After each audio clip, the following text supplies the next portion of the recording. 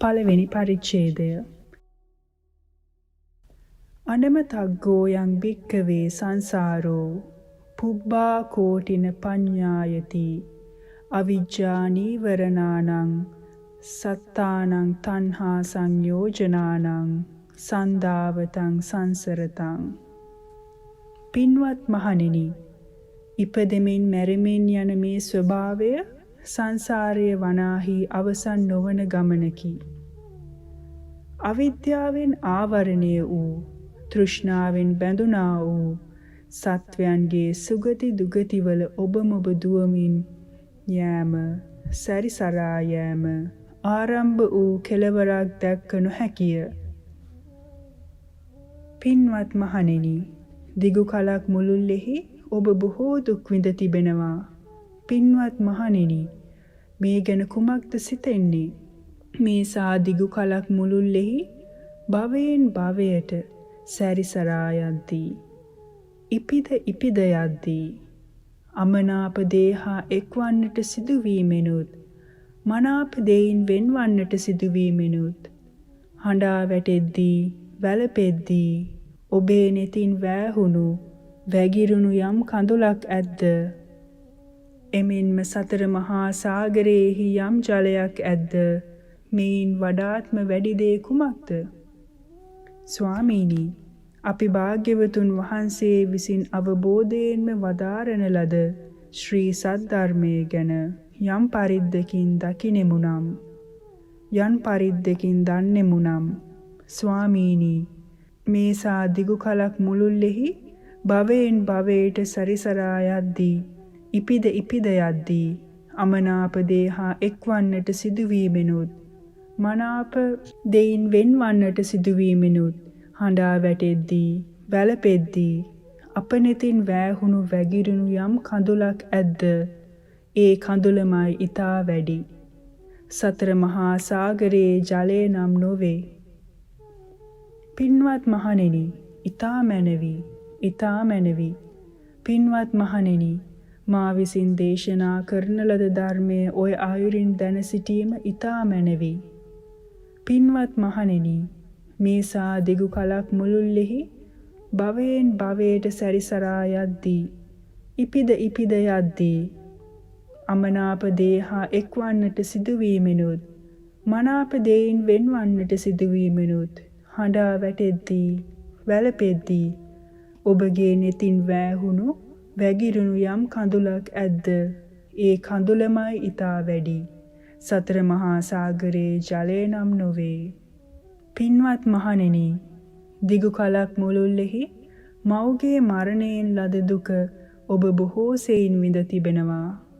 පින්වත් මහණෙනි, මාතෘ වියෝවෙන් වූ දුක විඳින, අමනාප දේ හා එක්වන්නට සිදුවීමෙනුත්, මනාප දෙයින් වෙන්වන්නට සිදුවීමෙනුත්, හඬා වැටෙද්දී, වැළපෙද්දී ඔබගේ නෙතින් වෑහුණු, වැగిරුණු යම් කඳුලක් ඇද්ද?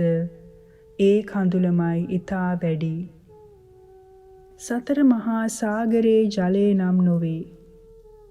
පින්වත් මහණෙනි, දිගු කලක් මුළුල්ලෙහි පියාගේ මරණයෙන් ලත් දුක ඔබ බොහෝ සෙයින් විඳ තිබෙනවා.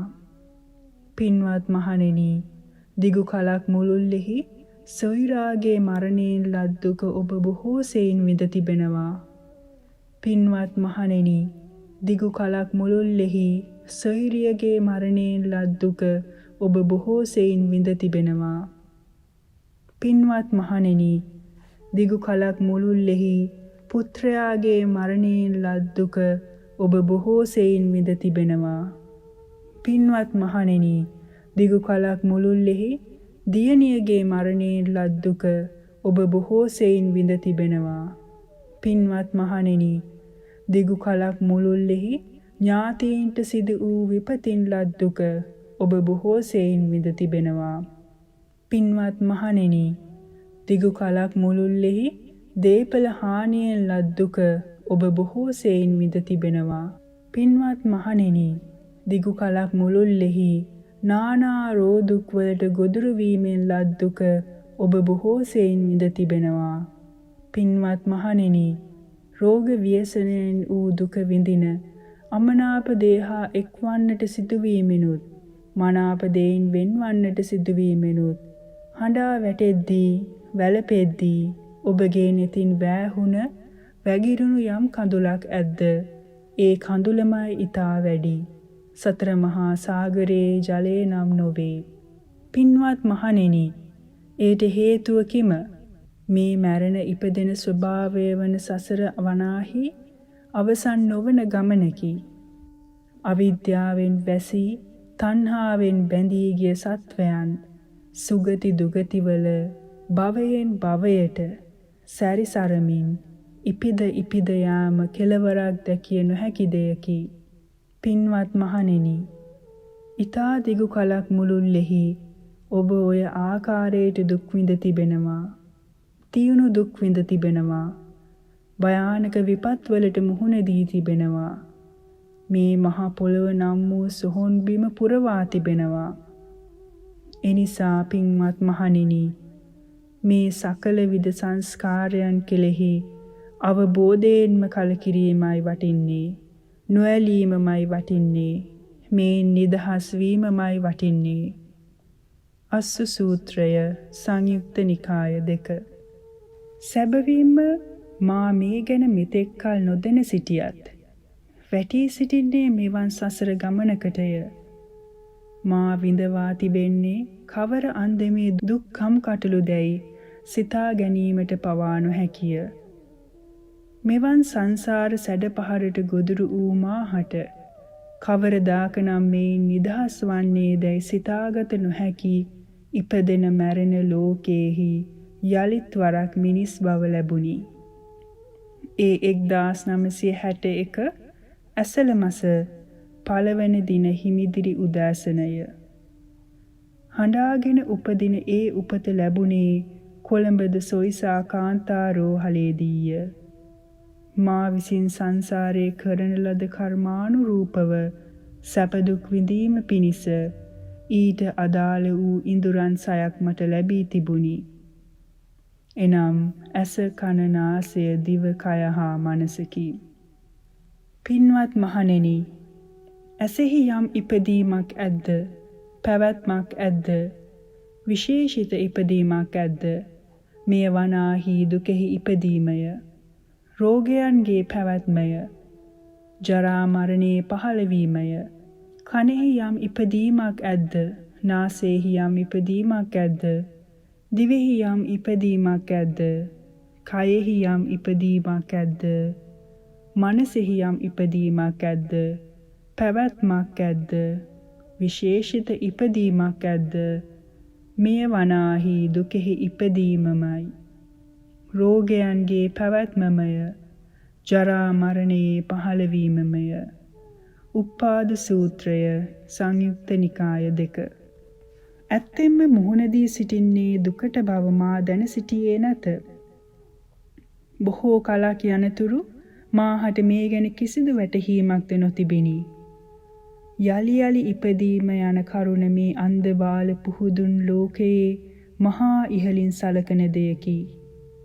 මාද එලෙස සලකා සිටි කලක් තිබුණි. නමුත් දුක්ඛා ජාති පුනප්පුනං යනුවෙන් යලි යලි ඉපදීම දුකක් බව ඒ භාග්‍යවත් බුදුරජාණන් වහන්සේ අපට දේශනා කොට තිබියදීත් අපගේ කල්පනාව සකස් වී තිබෙන්නේ ඉපදීමට ප්‍රශංසා ලබන පරිදිය. මේ සියලුම දුක් කරදරවලට මුල ඉපදීම බව මාහට යන්තමින් හෝ තේරුම් ගැනීමේ වාග්ය පසු කලක හෝ උදාවීම ගැන මම බෙහෙවින්ම සතුටු වෙමි.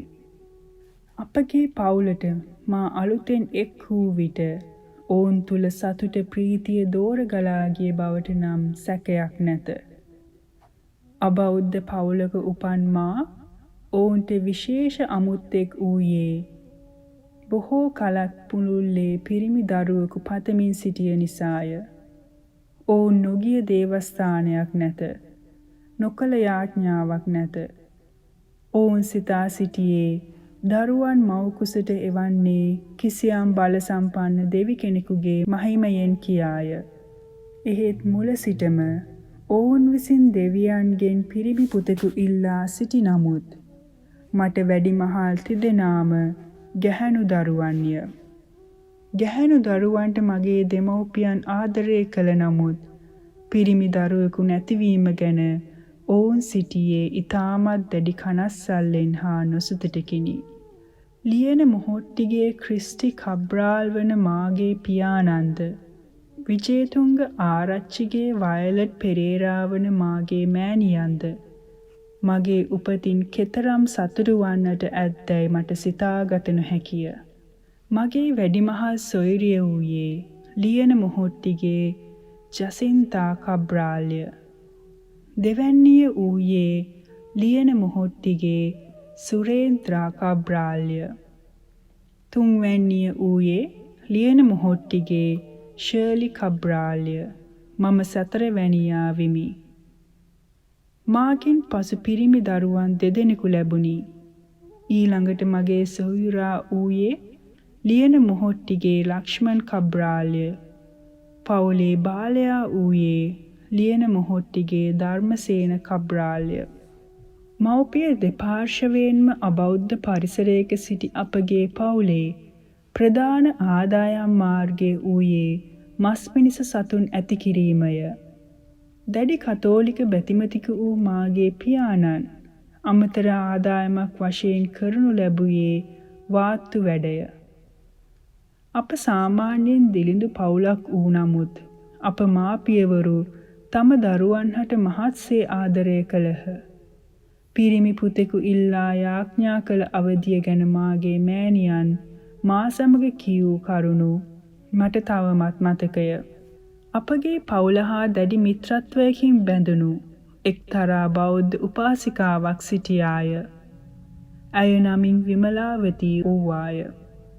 නිතර පෙහෙවස් රකිමින් බණ භාවනා කරමින් සිටි ඕතුමෝ අප දෙමාපියන් පිරිමි පුතෙක් පතමින් දුක්වන බව දැන කම්පා වූවාය. ක්‍රිස්ටි මල්ලි දුක් වෙන්න ඕනෑ නෑ. අපි කිරිබත්ගොඩ පන්සලට යමු. ගිහින් බෝධි පූජාවක් තියමු. කතරගම දෙවියන්ට බාරයක් වෙමු. උන්නාන්සේ අපට පිරිමි පුතෙක් ලබා දෙන්න පිහිට වේවි. හැබැයි ඉතින් පිරිමි පුතෙක් ලැබුණොත් කතරගම එක් කරගෙන ගිහින් බාරේ ඔප්පු කරන්න ඕනේ. කිසිවක් කර කියාගත නොහැකිව සිටි මා දෙමව්පියෝ මෙපමණකින්ම මහත් සොම්නසකට පත් වූහ. තම ඥාතීන් මෙන්ම අසල්වාසී කිසිවකුටත් නොදැනෙනසේ රහසින්ම මල් නෙලා ගත්හ. තෙල් පහන් වැටි ගත්හ.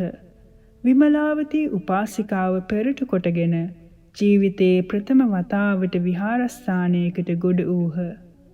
ඒ කිරිබත්ගොඩ ශ්‍රී සුදර්ශනාරාම මහා විහාරයයි.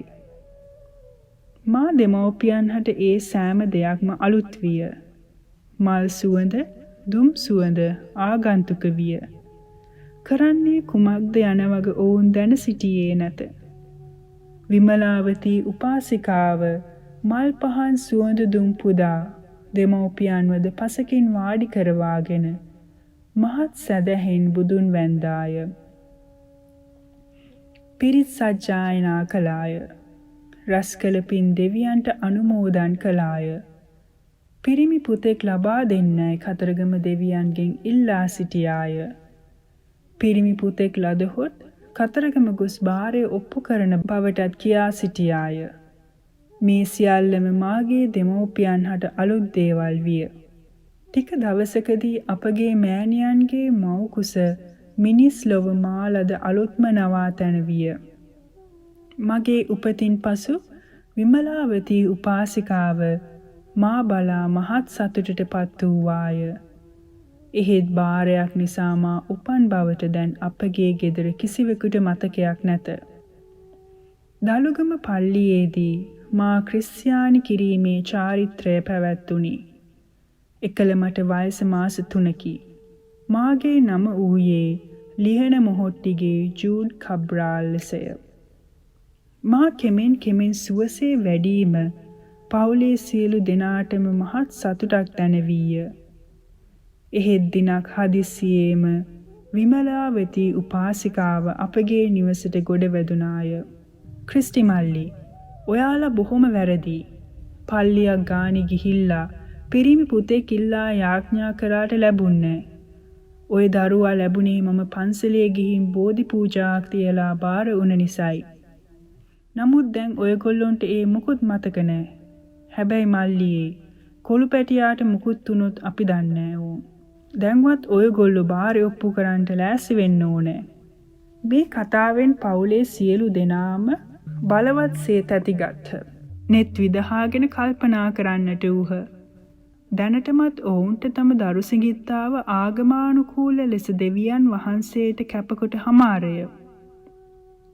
එහෙත් දරුවා ලැබුණේ සුදර්ශනාරාම පන්සලට ගොස් බෝධි පූජා තැබීමෙන් පසු බව ඔවුන්ගේ සිත් තුළ රැව් පිළිරැව් දෙන්නට පටන් ගති. ඔවුහු රහසේම කතිකා කරගත්හ. අපි මේ ගැන කාටවත් දැනගන්න තියන්න හොඳ නෑ. පල්ලියට ආරංචි වෙන්න තිබීම කොහෙත්ම හොඳ නෑ. අපි කාටවත් නොදන්වාම කතරගම යමු. එකල කතරගම යාම ඉතා බාර දූර ගමනකි. දැනගෙන ගියොත් කතරගම, නොදැන ගියොත් අතරමඟ යනුවෙන් කටවහරද්ද පැමිණ තිබීමෙන් මෙකී ගමනේ තිබෙන බැරෑරුම්කම නිසාය. කතරගම දෙවියන්ට වූ බාරය ගැන මිස අපගේ දෙමෝපියන් තුළ තෙරුවන් පිළිබඳ කිසි අවබෝධයක් නොතිබිණි. අන්තිමේදී කතරගම බලා පිටත් වූහ. තාත්තත් දෙවනි අක්කාත් තවත් කවුදෝ පිරිසකුත් ඒ ගමනට එක් වී සිටි බව නම් මට මතකය. කතරගම ගමනේ එක් අවස්ථාවක් මට හොඳින්ම මතක තිබේ. අපේ නඩේ සියලු දෙනාම පාහේ මැණික් ගඟෙන් දිය නෑවෝය. කවුදෝ කෙනෙක් මගේ අත් දෙක අල්වාගෙන නොගැඹුරු ජලයේ මාව සිටෙව්වේය. ඔහුගේ වාරුවෙන් සිටගෙන සිටි මා වටකොට මාළුන් පීනනු දුටු විට මම බියටපත් වෙමි. හඬන්නට පටන් ගත්තෙමි. හඬ හඬා දකුණු පසින් උඩ බලද්දී පාලමේ සිටි කෙනෙක් උඩ සිටි මාළුන්ට බත් දමනු මම බලා සිටියෙමි. එය මට මතක ඇති කුඩාම අවධියයි. එවිට මාගේ වයස 6 මසකි. බුදුරජාණන් වහන්සේ ගැන කිසිත් නොදත් අපගේ පියා ඇතුළු පිරිස පළමුව ගොඩ වැදුනේ කතරගම දේවාලයටය. පළතුරු වට්ටියක් පූජා කොට දෙවියන් වැඳ පුදාගත් ඔවුහු අනතුරුව කිරිවෙහෙර බලා පානගන්නට ඌහ. සෑමලුවට ගොඩ වූ අපේ තාත්තා වටපිට බලද්දී බොහෝ දෙනෙකු බිම වාඩි වී දොහොත් මුදුන් තබා බුදුන් වඳිනු දුටුවේය. කවුරුත් වන්දනා කරන අයුරු බලා සිටි තාත්තාද ජීවිතයේ ප්‍රථම වතාවට බුදුරජාණන් වහන්සේගේ ධාතු චෛත්‍යයක් වන්දනා කළේය. පසෙකට වී වාඩි වූයේය. දැස් වසාගෙන නිහඬව සිටියේය. සැනකින් තාත්තාගේ පියවි සිහිය වෙනස් විය. තාත්තා තුලින් වෙන කෙනෙක් කතා කරන්නට පටන් ගත්තේය. එය හඳුන්වා දිය හැක්කේ අద్භූත බලවේගයක් වශයෙනි. ඒ කිසියම් අසාමාන්‍ය ස්වභාවයකි. එම බලවේගය තාත්තාගේ සිරුරට ආවේශ වන්නේ ඒ සඳහා මානසිකව සූදානම් වී සිටින අවස්ථාවලදී පමණි. එම බලවේගය විසින් හඳුන්වා දෙන ලද්දේ තාත්තා පතාගෙන ආදයක් ලෙසයි. එදා එම බලවේගය විසින් කතරගම කිරිවෙහෙරේදී අමුතුම කතාවක් හෙළිදරව් කරන ලදී. මේ දරුවා නුඹලාගේ පවුලට ලැබුණේ බුදුදහම වැළඳ ගැනීම පිණිසයි. දැන් ඉතින් සියලු දෙනාම බෞද්ධ විය යුතුය. නොපෙනෙන අద్භූත බලවේගයක් විසින් අප පියාණන් තුලින් පවසන ලද මෙම ප්‍රකාශය කිසිවෙකු හෝ සිහිනකින්වත් නොසිතූ දෙයකි. මෙය අපගේ පවුල සම්පූර්ණයෙන්ම වෙනස් වන්නට ප්‍රධාන හේතුවක් බවට පත්විය. එකල තවමත් කතෝලික බැතිමතුන් වූ අපේ මුළු පවුලම මේසා ආදරයකින් පැතූ පිරිමි දරුවා විසින් දැන් පටලවා තිබෙන්නේ කවර තරමේ අර්බුදයකටද? සමහර විට ඒ සමයේදී ඔවුන් මා දෙස බලද්දී කුමන අයුරින් සිතන්නට ඇද්දැයි මම නොදනිමි. සැබවින්ම ඒ අද්භූත බලවේගයට මා නිතර පින්දිය යුතුය. කටේ කිරි සුවඳ නොගිය 6 මසක් වයසති මා නිසා මුළු පවුලම බෞද්ධ වීම පිණිස මෙය හේතු වූ බැවිනි. කෙසේ නමුත් පියාණන්ද මෑණියන්ද උබදෝ කෝටික ප්‍රශ්නයකට මැදි වී සිටි බව නම් පැහැදිලිය. ඔවුන්ට බුදුදහම ගැන අවබෝධයක්ද නැත. නමුත් අද්භූත බලවේගය විසින් ඔවුන්ට බෞද්ධ විය යුතුයයි දිගින් දිගටම බල කරනු ලබයි. ඔවුන් දින ගණනක් මේ ගැන කල්පනා කරන්නට වූහ. තමන් විසින් ආදරයෙන් පතන ලද පිරිමි දරුවාගෙන් තොර ලෝකයක් ඔවුන්ට නොතිබිනි. අන්තිමේදී අර අද්භූත බලවේගය තුල ඔවුන් දුටුවේ නොපෙනෙන ලෝකයෙන් පැමිණි රැකවරණයක් ලෙසය. සියලු දෙනාම බෞද්ධ වන්නට තීරණය කළහ. මේ ගමනට විමලාවතී උපාසිකාවද එක් වූවාය. ක්‍රිස්ටි කබ්‍රාල් ඇතුළු මුළු පවුලම සුදු අතින් සැරසී අලුත උපන් කිරි දරුවාද සමග මල්වට්ටි අතතිව පන්සල වෙත පියවර තබන්නට වන්හ. ක්‍රිස්ටි කබ්‍රාල්ගේ මුළු පවුලම බුදුදහම වැළඳගන්නේ යන කතාව පැතිර ගියේ ලැව්ගින්නක් පරිද්දිනි. ඒ කිරිබත් ගොඩ ඊරියවැටිය ප්‍රදේශයේ කතෝලික බැතිමත් පවුල්වලට මෙය මහත් වේදනාකාරී පණිවිඩයක් විය. සන්තානම් මෑණියනි, අහෝ යහපත් එඬේරුන්ගේ පවුලට සිදු වූයේ කුමක්ද? අහෝ මොහුන් යක්ෂයාගේ ග්‍රහණයට හසු වූවා නොවේද? දේව මෑණියනි, මොහුන් සැවොම යක්ෂයාගෙන් ගලවාගත මැනව. අප නිසා යාඥා කළ මැනව. කියමින් සමහරු පපුවෙහි අත්ගසමින් සුරුවම් අභියසට ගොස් මහා හඬින් වැළපෙන්නට වන්හ. ඇතමෙක් වැට අද්දරට පැමිණ නින්දා බස් බෙනෙමින් කාරා කෙල ගසන්නට වන්හ. ඇතමෙක් පරුස වචනයෙන් බැනවදින්නට වන්හ. ගමක් කලඹවාලූ සිදුවීමක් බවට එය පත්විය. අප දෙමව්පියෝ තැන්පත් ස්වභාවයකින් යුතුව කිරිබත්ගොඩ ශ්‍රී සුදර්ශනාරාම මහා විහාරයේ වෙත පිය නැගූහ. එකල වැඩ සිටි පූජ්‍ය වීරඟුලේ සරණතිස් නාහිමියන් වඩා චනාදරයට පත්වී සිටියේ සුදු හාමුදුරුවන් යන නමිනි. උන්වහන්සේ වෙතින් තිසරණ පන්සිල් සමාදන් වූ කබ්‍රාල් පවුල බුදු දහම වැළඳ ගති. මේ අප පවුලේ අහිංසා මාර්ගයට පැමිණීම විය. බෞද්ධ ශ්‍රාවකයන් තුළ තිබිය යුතු සතුන් නොමැරීම දැන් අප සියලු දෙනාගේ ජීවිතයට අලුත් දෙයකි. මස් පිණිස සතුන් වෙළඳාමත් මස් නැතිව ආහාර ගැනීමට නොහැකි වීමත් යන දෙකටම මැදි වී සිටි දෙමව්පියන් ඒ දෙකම අත්හලේය. නමුත් ජීවනෝපාය වශයෙන් කුකුලන් ඌරන් ඇති කළ පවුලක අලුත් ජීවන මාර්ගය කුමක් විය හැකිද? දැන් කුකුලන් ඌරන් මසට විකිණිය නොහැකිය. ඇති කිරීමද කළ නොහැකිය. ඇතැම් සතුන් අසල්වාසී ගෙවල් වලට බෙදා දුනි. හදිසියේ අස්වාභාවික කැළඹීමකින් ඌරු කොටුවේ බිත්තිය කඩා වැටි ඌරන් බොහෝ දෙනෙක් මිය ගියහ.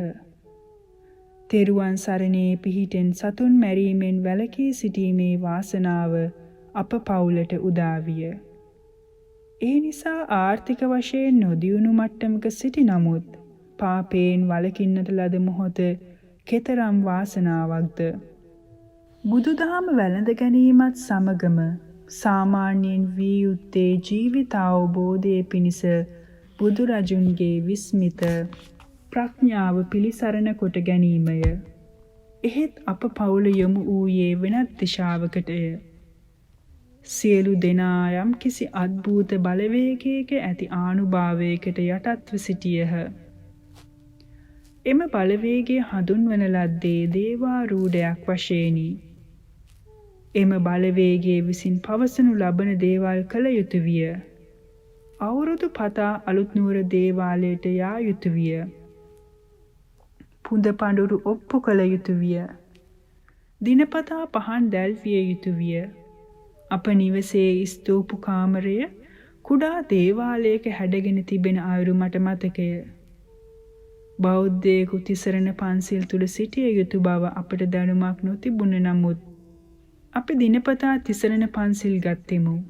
සවසට බුදුන් වැන්දෙමු. ජීවිතය ගැන කිසිවක් නොදැන සිටිය අපට අර අද්භූත බලවේගයේ විසින් කරුණු පවසන විට ඒ කෙරෙහි අප ඇදී ගියේ નિરાයාසයෙන්මය. මව්පියන් දේවාලයක කරන කිසිදු කටයුත්තක් යාතිකාවක් පුද පූජාවන් ගැන දැන නොසිටියේය. කිසිදු යන්ත්‍ර මන්ත්‍රයක් නොදත්තේය. තේරුම නොදත් නමුත් ඉතිවිසූ ගාථාව යන ආදී බුදුගුණ පාඨය කෙරෙහි හෝ තදින් විශ්වාස කළේය. කිසිදු දේව ස්ත්‍රෝතයක් යාතිකාවක් නොදත් ඔහු තමා තුළ දේවාරූಢයක් ඇති බවට සැලකිල්ලට නොගත්තේය. ඔහු දේව ප්‍රතිමතික වූ බව සැබෑය. නමුත් ස්වාධීන මිනිසෙක් ලෙස හේ කටයුතු කළේය. දේවාරූಢය හසුරවන ලෙස ඔහුට සිටින්නට සිදු වූ නමුත් රැකියාවක් ලෙස ශාස්ත්‍ර කීම නොකළේය. නමුත් ශාස්ත්‍ර කීවේය. පියවි සිහිය ආවිට ඒ ගැන කිසිවක් තාත්තාට මතක තිබුණේ නැත. මට වයස 9 දී පමණ එම ආරූಢය විසින් අනාවැකියක් පවසන ලදී. එනම් වයස 17 වන විට මා පැවිදි වන බවයි. සැබවින්ම වයස 17 දී මම පැවිදි විමි. සමහරු තාත්තා ඇමතුවේ කපු මහත්තයා යන නමිනි. ඒට තාත්තාද අකමැති විය. එම අද්භූත බලවේගයේ විසින් තාත්තාට ලස්සන නමක් දමා තිබුණි. මාද ඒ නමට කැමතිය. එනම් මෛත්‍රී දාස යන්නයයි. ස්වභාවයෙන්ම වහා කිපෙන සුළු වූ තාත්තාට ඒ නම හොඳින් ගැලපේ. තාත්තා කෝප වූ විට ඒ මුහුණ කිසිසේත් බැලිය නොහැකිය. එතරම් බියජනකය. නමුත් තාත්තාගේ හදවත පුරා පිරී ඉතිරී ගිය අහිංසක දරු සෙනෙහස අපට තවමත් මතකය. අපව පෝෂණය කිරීමට තාත්තා බොහෝ වෙහෙස ගත්තේය. එය මතක් වන විට පවා මසිත සංවේග වේ. තාත්තා බොහෝ කාලයක් අසනීපයෙන් සිටියේය. අංශභාග රෝගයේ වැළඳී සිටි තාත්තා 1991 මැයි මාස 9 වන දින මිනිස් ලොවින් සමුගත්තේය. නැවත මිනිස් ලොව උපදින විට ඔහු කවරෙකු වේදැයි කවුරු නම් දනිද්ද?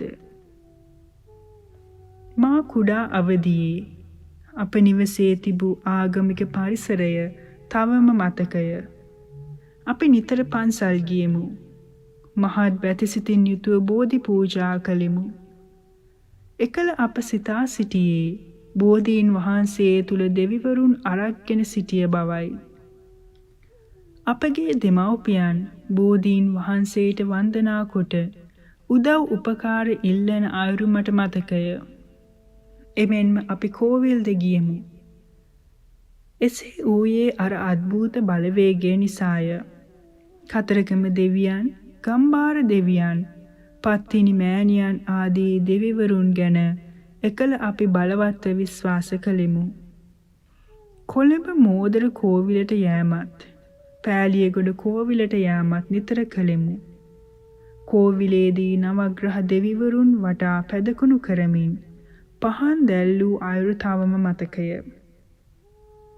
අපගේ බොහෝ ඥාතීහු දැඩි කතෝලික බැතිමත් වූ ඌහ. අප බෞද්ධ වීමත් සමග ඔවුන් හා අප අතර සම්බන්ධය බොහෝ දුරස් වී ගියේය. නමුත් ඇතැම් ඥාතීන්ගේ බලපෑම මත අපි පල්ලිද ගියෙමු. ඒ නුඹලා අත්තරියේ දෙවියන් වහන්සේය. දෙවියන් වහන්සේ කෝප වී නුඹලාට දඬුවම් කරනු ඇත. යැයි කියා ඇතැම්හු අපව බය ගැන්වූහ. මෙනිසා වරින් වර කොච්චිකඩේ පල්ලියටත්, රාගම පල්ලියටත්, වත්තල පල්ලියටත්, දලුගම පල්ලියටත්, කඩවත පල්ලියටත් ගියෙමු. නමුත් පාදිලිවරුන් සමග අපගේ ඇසුරක් නොතිබිනි. මේ සියලු ඇදහීම් වලට මුල් වූයේ ජීවිතය ගැන ඇති අනවබෝධයත්, අවිශ්වාසය හා බයත්ය.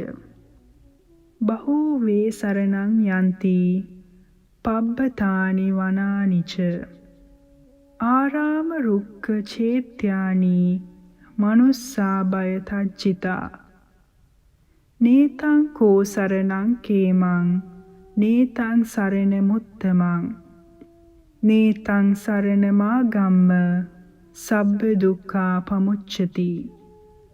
බොහෝ මිනිසුන් බයක් ඇති ගැනීමක් නිසා නොයෙක් පර්වත වනාන්තර මෙන්ම දෙවියන් අරගෙන සිටිති සිතන දේවස්ථාන වෘක්ෂ දෙවියන් වෙනුවෙන් වෙන් කළ චෛත්‍යයන් සරණ යනවා.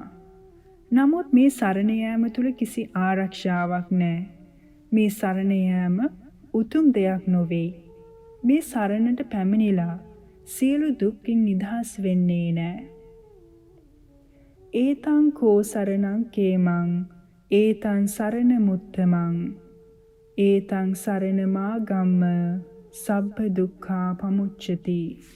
ධර්ම සංඥාන ත්‍රිවිධ රත්නේ සරණ යාම එකම ආරක්ෂා ස්ථානයයි. මේ සරණ යාම උතුම් දෙයක්මයි. මේ සරණට පැමිණ සියලු දුකින් නිදහස් වෙනවා. ධම්මපදය. මා 17 වැනි වියේදී පැවිදි වූ නමුත් එකල පවා කිසිදු ජීවිත අවබෝධයක් නොතිබිනි. මා පියාණන් රෝදුකින් පෙළෙමින් සිටියේදී මා නිතර කල්පනා කළේ තාත්තා සුගතියක පිපදීම පිණිස යොමු කළ යුත්තේ කෙසේද යන්නයි. කෙනෙක් මරණාසන්න මොහොතේදී සිහි නුවණින් යුතුව මිය ගිය විට සුගතියේ උපදින බව මා අසා තිබුණි. තාත්තා රාගම රෝහලේ නතර කර සිටියේදී මා නිතර එහි ගියේ ඒ වෙනුවෙන් උදව් දීම පිණිසය. දිනක් මා තාත්තා බලන්නට යන විට ඇඳෙහි වැතිර ඊතා වේගයෙන් හුස්ම ගන්නා අයුරු මා නෙත ගැටුණි. මයින හමක් පිඹින්නාක් බඳු ඊතා වේගවත් ශබ්දයක් නිකුත් කරමින් හුස්ම ඉහළ පහළ හෙළන අයුරු දුටු මා හද කම්පා විය. දැස් විවර කොට සිටිය නමුත් තාත්තාට සිහිය නොතිබිනි. අහෝ මා තාත්තා වෙනුවෙන් දැන් කුමක් කරන්නද? දැස් විවර නමුදු තාත්තාට නොපෙනේ.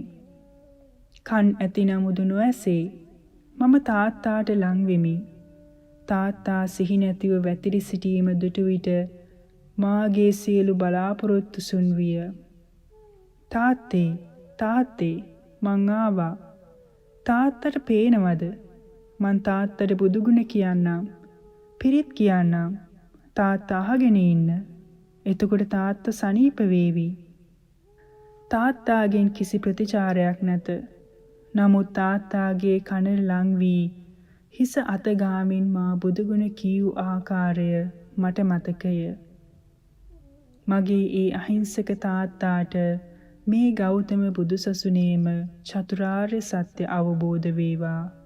ඉපදීම යනු දුකක්මය, මරණයද දුකක්මය. අම්මාද කතෝලික පරිසරයක හැදී වැඩී සිටි නමුත් ඊතා අහිංසක ජීවිතයක් ගත කළාය. ඇය බාල පිරිමි දරුවන් දෙදෙනාට වැඩිපුර ආදරය කරන බවක් අපට පෙනුනි. මාලිලා දෙන්නා අනවශ්‍ය ලෙස සුරතල් කිරීම නිසා ඔවුහු ඊටමත් අකීකරු වූහ. එය අප සියලු දෙනාටම මහත් වදයක් විය. ඒ මාලිලා කවර වරදක් කළද අම්මා ඔවුන්ගේ පැත්ත ගත්තාය. එය අපගේ පවුල තුල බොහෝ කරදර ඇතිවන්නට හේතු විය. එයින් ලොකුම අවාසිය වූයේ මල්ලිලාටමය. අධ්‍යාපන කටයුතු අදාළ කර ගැනීමට කිසිවෙකුගේ අවවාදයකට ඇහුම්කම් නොදීමත් සිතූ දේ කරන්නට පෙළඹීමත් නිසා ඔවුන්ගේ ජීවිතය අවුල් විය. එහෙත් අම්මා පුදුමාකාර ඉවසීමකින් යුතු වූවාය. අපි අම්මාට මහත්සේ ආදරය කළෙමු.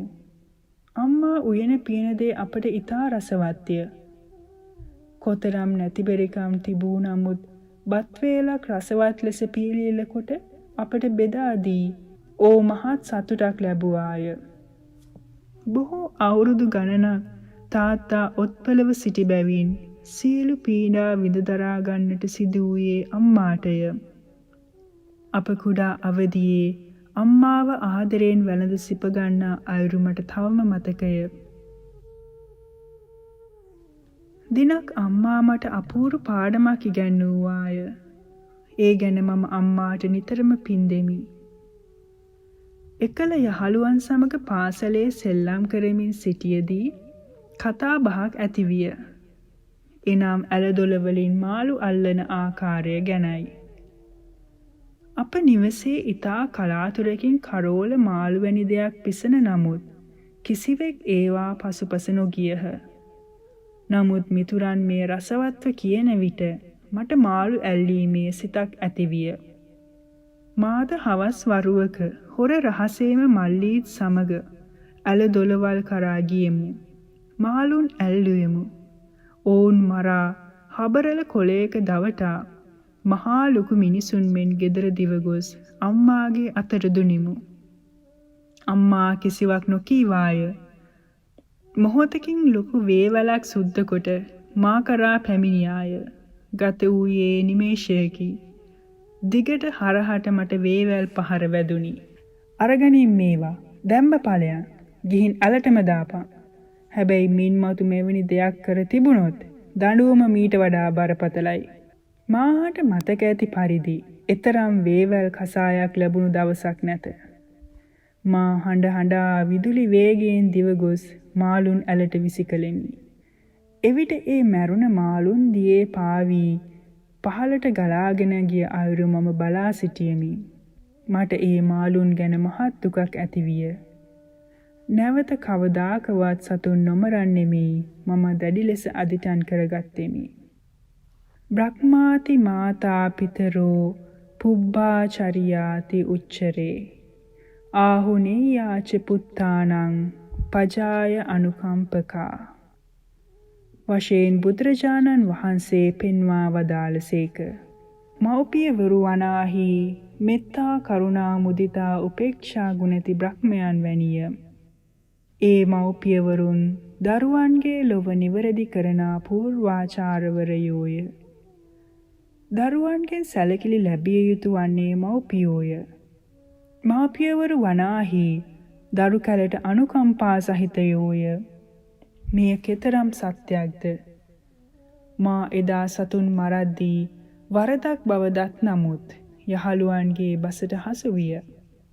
මා ආදරණීය මෑණියන්ද ඒ අකුසලයෙන් මාව බේරා ගැනීම පිණිස නිවැරදි කළදෑය. අම්මා මාගේ හැම විට වාසනාවන්. ඇතැම් දිනවල පුවත්පත් වලින් අනෙකුත් මාධ්‍ය වලින් මව්කුස තුල සිටින දරුවන් මරණ මව්වරුන් ගැන අපට අසන්නට ලැබේ. දරුවන් විකුණන, දරුවන් මග දමා යන, දරුවන් විපතේ හෙළෙන මව්වරුන් ගැන අසන්නට ලැබේ. එවැනි දෙයක් ඇසෙන සෑම මොහොතකම මට මාගේ අම්මා සිහිපත් වේ. අනේ මගේ අම්මා අපිට කොතරම් ආදරය කළාද? එවැනි කුරිරු සිතක් මාගේ අම්මාහට ඇති නොවීම කෙතරම් වාසනාවක්ද? අම්මාට අප කොතරම් ණය ගැතිදයි සිතෙන්නේ ඒ කුඩා අවදියේ ඇති අනතුරු සිහිවන විටය. අප කුඩා අවදියේ අගහිඟකමින් පිරුණු කාලයක් තිබුණි. අප කවුරුත් දුකසේ ජීවත් වුනෙමු. ප්‍රධාන ආහාරය බවට පත් වූයේ මඤ්ඤොක්කාය. සතියේ සමහර දිනවල බත් කෑම තහනම් විය. තාත්තා වත්ත පුරා මඤ්ඤොක්කා වගා කළේය. මිරිස් වවා තිබුණි. අපට කුඹුරු නැත. එකල සහල් සොයා ගැනීම අතිශයින්ම දුෂ්කරය. නමුත් අම්මා කිසි දිනක අප බඩගින්නේ නොතැබුවාය. තාත්තාගේ මරණයෙන් පසු මිහිදන් කිරීමට යද්දී අම්මා හිස අත් බැඳ කඳුළු සැලූ අයුරු බලා සිටිද්දී මහද වේගයෙන් ස්පන්දනය විය. උපන් සත්වයන් මිය යද්දී අප මෙතරම් ශෝක වන්නේ බැඳීම නිසා නොවේද? බණ භාවනා කෙරෙහි එතරම් උනන්දුවක් නැතත් අම්මා තුල ශ්‍රද්ධාව ඇත. එනිසාම මදක් අසනීපයෙන් සිටින නමුත් අම්මාව දඹදිව කැටුව ගොස් බුද්ධගයා පුණ්‍ය භූමිය වන්දනා කරවන්නට දැඩිව අධිඨාන කරගත්තෙමි. ඒ අනුව අම්මා බුද්ධගයා පුණ්‍ය භූමියට කැටුව ගියමි. උතුම් වජ්‍රාසනයේ මස හිස තබා වන්දනා කරන්නට අම්මාව පෙළඹෙව්වෙමි. අම්මේ, මෙතන තමයි අපගේ ශ්‍රාස්තු වූ ඒ භාග්‍යවත් බුදුරජාණන් වහන්සේ සම්මා සම්බුද්ධත්වයට පත් වුණේ. අම්මාත් මේ වජ්‍රාසනයේ මත හිස තබා හොඳින් අධිෂ්ඨාන කරගන්න. අනේ මටත් වහවහා චතුරාර්ය සත්‍ය ධර්මය අවබෝධ වේවා කියලා. ඕතමෝ මහත් සැදැහෙන් යුතුව සසර දුකෙන් මිදෙන්නට හේතු වාසනා පැතුවාය. හඬ නගා බුදුගුණ කියා වන්දනා කළාය. අම්මාගේ සිත සදහැබර ප්‍රීතියකින් උදම් වී ඇති අයුරු ඒ ප්‍රීති සිනහවෙන් මම දැනගතිමි. අම්මා මා හැදූ වැඩූ ණයබරින් නිදහස් වන්නට මට ඒ පින උපකාරී විය. මව්පිය උපස්ථානයේ පිළිබඳ බුදුරජාණන් වහන්සේ පෙන්වා වදාළේ මේ අයුරිනි. එනම් දරුවෙක් තම දෙමව්පියන් දෙවුර මත තබාගෙන රැක බලාගෙන සිටියමින් ඒ දෙමව්පියන්ගේ කැතකුණු සෝදමින් කවමින් පොවමින් සියක් වසරක් මුළුල්ලේ උපස්ථාන කළද ඒ දරුවා හට දෙමව්පියන්ට ගෙවීමට ඇති ණයෙන් නිදහස් වීමක් නැත. නමුත් යම් දරුවෙක් තම දෙමව්පියන් ශ්‍රද්ධාවෙන් සමාදම් කරවයිද, සීලේහි සමාදන් කරවයිද, දහම් දැනුමෙහි සමාදන් කරවයිද, දන් පැන් දීමෙහි සමාදන් කරවයිද, විදර්ශනා ප්‍රඥාවෙහි සමාදන් කරවයිද, ඒ දරුවා මාපියන්ට ඇති ණයෙන් නිදහස් වන්නේය යන කරුණයි. මෙය මා තුළ තදින් කාවැදී තිබුණි. මෙලොව සැලකීම පමණක් නොව දෙමව්පියන් හට සුගතියෙහි උපතක් පිණිසත් උපකාරී වන පින් දහම් වල යොදවන්නේ කෙසේදැයි යන්න ගැන මම නිතරම සිතුවෙමි. දඹදිව වන්දනාවෙන් පසු අම්මා කීවේ, "දැන් ඉතින් මට මලත් මොකෝ" කියාය. ඒ වදන් ඇසූ මසිතෙහි මහත් ප්‍රීතියක් හටගති.